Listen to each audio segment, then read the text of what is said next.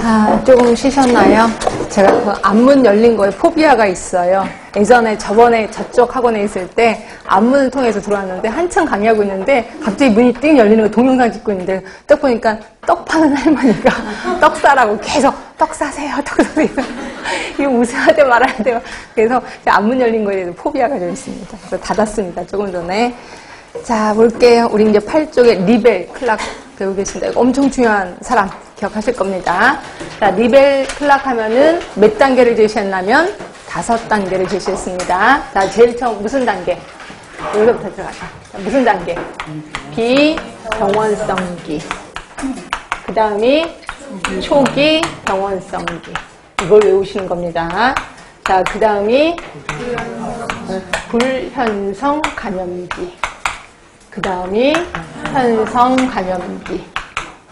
그 다음이 재활기. 5단계를 제시했습니다. 그러니까 이건 무슨 단계라고 해요? 제목 따라주세요. 무슨 단계? 질병의 자연사라고 합니다. 그치? 질병의 자연사.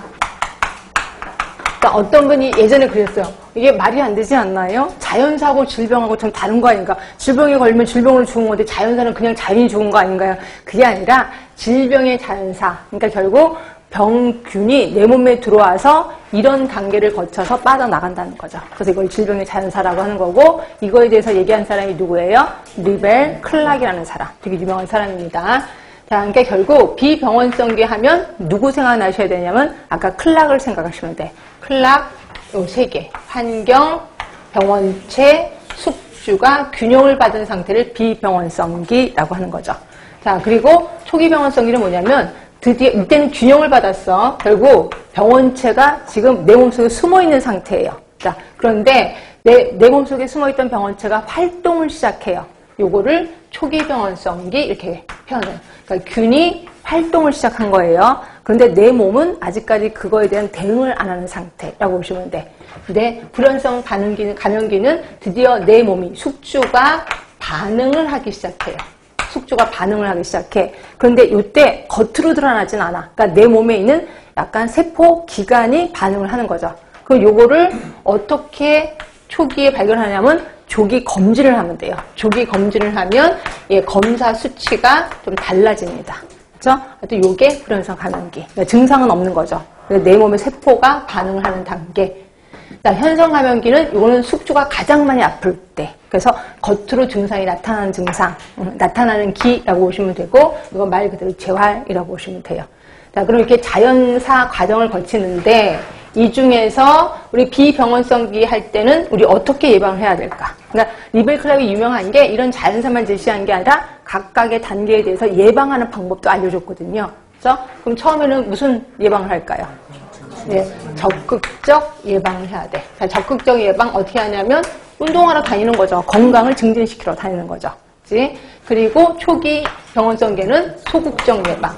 소극적 예방이 대표적인 게 예방접종 또는 산업장에서 먼지가 되게 많아. 이때 이제 마스크 쓰거나 또는 귀마개 기덥게 하거나 이런 것들 모두 소극적 예방이라고 하는 거죠.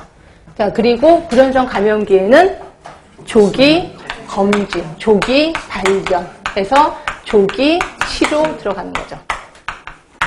자, 현성 감염기에는 악화 방지를 위한 치료예요. 정확하게 외우지 않으시면 큰일 납니다. 악화 방지를 위한 치료. 근데 시험 문제는 어떻게 나왔었냐면 조기 악화 방지를 위한 치료 이런 말이 나왔었어. 여기다가 슬쩍 해놓고 조기 악화 방지를 위한 치료 이런 말은 없습니다. 이건 틀린 말이죠. 그래서 조기 발견이고 악화 방지를 위한 치료 이렇게 해서 외워주시면 되고, 재활은 말 그대로 재활이라고 보시면 돼요. 자, 그러면서 리벨 클락은 앞에 1단계, 2단계를 묶어서 몇 차 예방? 1차 예방. 3, 4단계를 묶어서 2차 예방. 그리고 여기를 3차 예방이라 한다라고 보시면 되고요. 이 정도까지만 외우셔도 괜찮습니다. 그래서 일단 맨 위에 있는 거는 당연히 외우셔야 돼. 되게 중요하니까. 자, 볼게요. 자, 리벨 클락 해놓고 그 밑에 표를 보시면 거기 보이시죠? 병인 숙주 환경의 상호작용, 비병원성기. 그래서 진행을 보시면 이때를 무병기라고 하네. 조금 어려운 단어긴 합니다. 근데 아주 옛날 말이기 때문에 요거는 그렇게 굳이 외울 생각은 하지 않으셔도 돼요. 자, 예비적인 조치에 보시면 환경위생에 건강 증진한 적당한 운동, 식이 등의 적극적 예방활동. 자, 그 다음에 두 번째입니다. 병인 자극의 형성, 초기병원성기고요. 이때는 진행이 전병기, 그리고 예방접종 등의 소극적 예방활동이 여기 속하는 거죠. 세 번째가 숙주가 드디어 반응하기 시작했고, 이때 이제 불연성 감염기, 결국 증상은 발현되지 않은 시기, 감염은 된 겁니다. 자, 그리고 이때는 증병기고, 조기 발견, 조기 치료.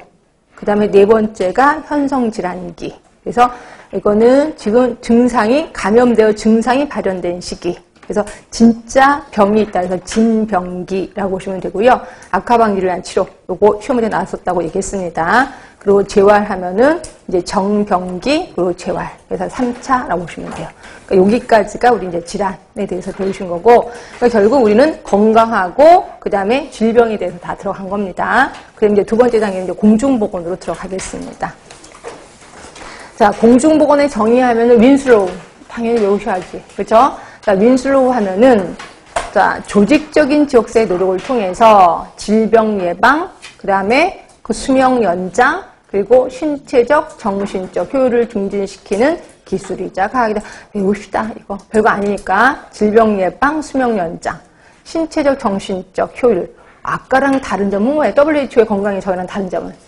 예, 사회적인 게 없어요. 그래서 윈슬로우는 신체 정신적 효율을 증진시킨다라고만 본 거예요.